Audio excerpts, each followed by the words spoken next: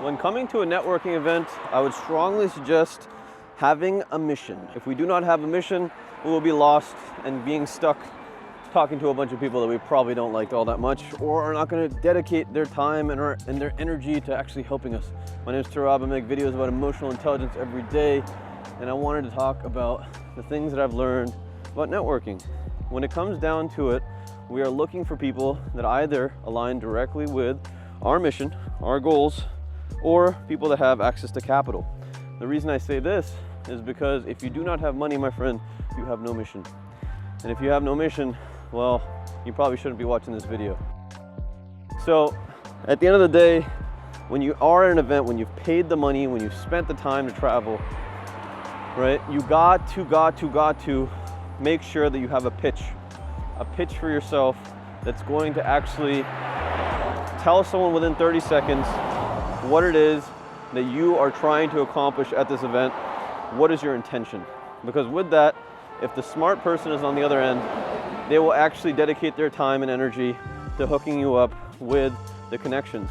And the cool part about it is, if you get specific enough, if you get strategic enough, then the people that are like you, that are intention oriented, that are there for a goal, will actually hook you up with other people that they've networked with that perhaps you haven't seen or networked with in the event. They'll point them over towards you as a method to bridge the gap, is to become more valuable. And really that's what you're looking to do. When we go to these networking events, it's very, very important to just present as much value as possible up front. So even if in the first 30 seconds you say your pitch and it's very, very clear and everything is good, and that person on the other end of the pitch, the receiving end, catches the ball and says, you know what, we're not really in industries that are aligned, we're not really in circumstances that are aligned. Even if that's the case, you can give them some sort of value, either a smile, either an emotional thing that's beneficial to them in the moment, or something that might help them in their approach. Perhaps you've met someone earlier that day, or so you know someone in your network that's doing that thing. You can say, hey, here's a phone number, here's an email address, here's a potential conversation that might be of use to you. The cool part about doing that in life is when you do it enough, you become a conduit, essentially a web of people in yourself. And the benefit of that is basically infinite, because your network is your net worth. And that's the case because every single person that you connect to has inherent value by virtue of being human, but also has potentially monetary or social value by virtue of the things that they've accomplished in their life already. So I encourage that whenever you go out and network, whenever you're spending the energy, the time to come out to a different place to do the cool things, that you go and present that initial case of who you are, why you're there, and then present the value as quickly as you can.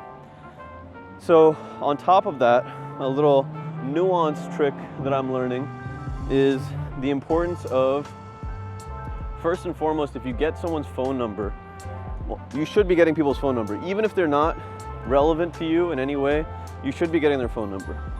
The reason is because you don't want to be in a position where you think to yourself, I don't know anyone that can help someone else. So just accumulating that contact list is very, very important. Secondarily, to making sure that you get that number, that can actually double as a way for you to exit conversations. So for instance, if you come across someone that isn't aligned in your industry, and you know that there are some people in the crowd that might be, and the conversation's kind of dragging on and it's not really all that useful to you, then you can say, hey, let me grab your contact information.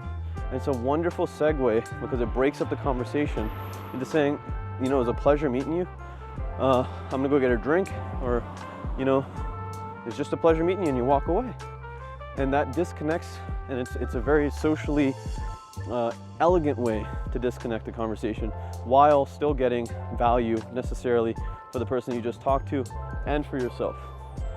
Furthermore, a really good tactic that I've learned recently, because it kind of instills the human aspect of things and also will help you remember someone by virtue of actually knowing what they look like is taking a selfie and sending them the selfie and saying, hey, my name is Sarab Rai, I'm a dentist, you know, I'm working on a preventative healthcare nonprofit, and I'm looking for partners in my media company, right? Whatever those details or whatever specifics that you guys vibed off of, send that in conjunction with a selfie picture that you've taken together, and guess what?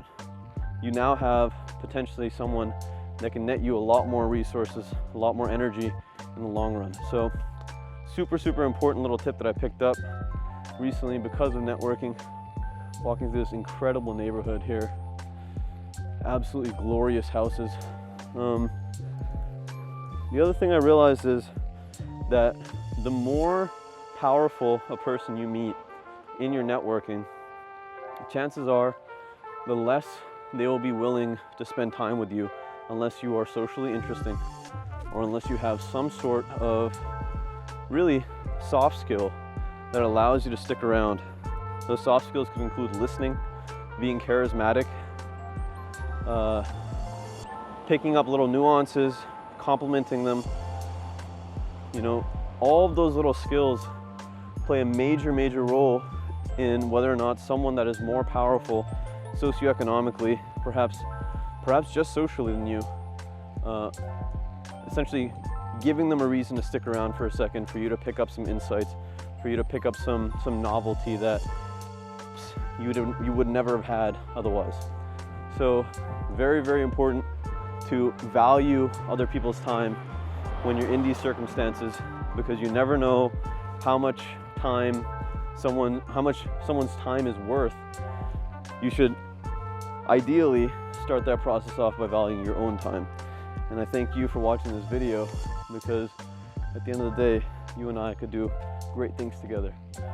The other thing I wanted to say about networking is it's a web, my friend.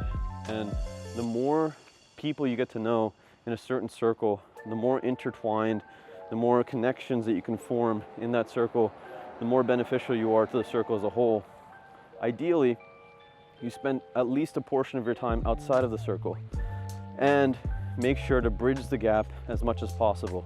One of my goals when I started out in this journey, when I started writing down and really documenting how I wanted to go about becoming more powerful and more useful to more people, was I want to be someone that can bridge anyone in the world to someone else that's useful, to another company that's useful, another service that's useful, or perhaps just another individual that might be of use to them. And the reason that I want to do that is because I get immense joy out of seeing things grow. It's like giving a plant nitrogen, you know, or moving aside, or shaving a dog's eyes or hair so they can see, you know. It's like the little beautiful thing, the little gift that I could give someone that may very well completely change their life or give them access to a lot more opportunities. To me, I mean, if someone does that for me, I'm just incredibly grateful, because I realize they're really thinking about me. They're really spending the effort to care about who I am and what I'm trying to accomplish. And that level of compassion, I mean, in my experience, is contagious. You know, when I go into a networking event and the first thing that I do after meeting 4 or 5 people is like, yo, you should go meet that guy, you know, the guy that I just met. Turns out they're gonna feel a very similar way. And right after that, they generally say, hey, you should go meet that guy. And through that connection, through that initial giving step, you know, we can essentially formulate a culture, a subculture within the events that we're attending. And that's the powerful and the beautiful aspect of having those soft skills nailed down, having those little things that make you happy in life actually used. I think a lot of people are really afraid of being unique in these circumstances, really afraid of, you know, offending someone or perhaps being out of line. But I say, listen, pay close attention to who you're talking to in the moment. Don't worry about anyone else. And pay close attention to the ambiance, the vibe that you're giving off. And even if you fail, by virtue of paying attention to it, you have a way of augmenting it. what better, how better to improve our communication skills and our networking skills than to pay attention and to take risks. So hopefully this finds you well. If you made this to this point in the video, smash that thumbs up button, throw me a comment on things that perhaps you struggle with networking, and perhaps I can connect you with someone that may be of use to your dreams and aspirations. Actualize your potential catalyst. This world needs you. Take care of yourself. Peace.